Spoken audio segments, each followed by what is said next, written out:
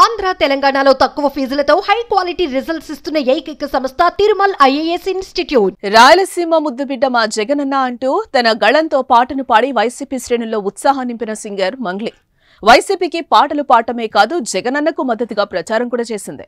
ఆమె పాడిన పాటలు జగన్ గెలుపుకు కూడా కారణమయ్యాయి. ఎక్కడ చూసినా అవే పాటలు వినిపించాయి కూడా. దీంతో వైసీపీ ప్రభుత్వం టీటీడీ ఆధ్వర్యంలో నడిచే ఎస్వీపీసీ ఛానల్ కు సలహాదారుగా నియమించింది.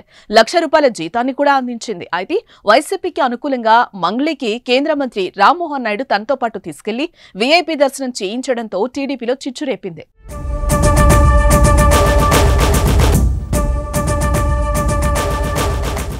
అరసవల్లి రథసప్తమి వేడుకల సందర్భంగా శ్రీకాకుళం జిల్లా కేంద్రంలోని ఆర్ట్స్ కాలేజ్ మైదానంలో సాంస్కృతిక కార్యక్రమాలు నిర్వహించారు. ఈ వేడుకలో సింగర్ మంగ్లీ కూడా పాల్గొని తన పాటలతో అందరినీ ఉత్సాహపరిచారు. అలాగే మంగళవారం ఉదయం రథసప్తమి సందర్భంగా అరసవల్లి శ్రీ సూర్యనారాయణ స్వామిని మంగ్లీ దర్శించుకున్నారు.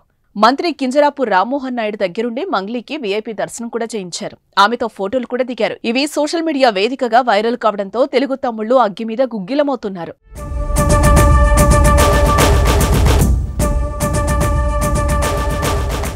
వైఎస్ జగన్ కు వీరాభిమాని, గత ఎన్నికల్లో వైసీపీకి ప్రచారం చేసిన మనిషి, నా నోటి వెంట చంద్రబాబు అనే పేరు పలకనని చెప్పిన మంగ్లీకి టీడీపీ ఎంపీ అయ్యుండి మీరెలా మర్యాదలు చేస్తారని రామ్మోహన్ నాయుడిని సోషల్ మీడియా వేదికగా నిలదీస్తున్నారు.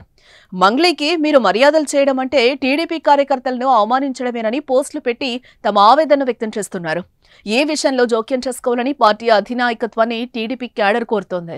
అయితే దీనిపై ఇంతవరకు అధిష్టానం గానీ రామ్మోహన్ నాయుడు గానీ స్పందించలేదు. మరి ఈ అంశం మరింత రచ్చరంబోలా కాకముందే కేంద్ర మంత్రి ఎలాంటి సమాధానం ఇస్తారో చూడాలి.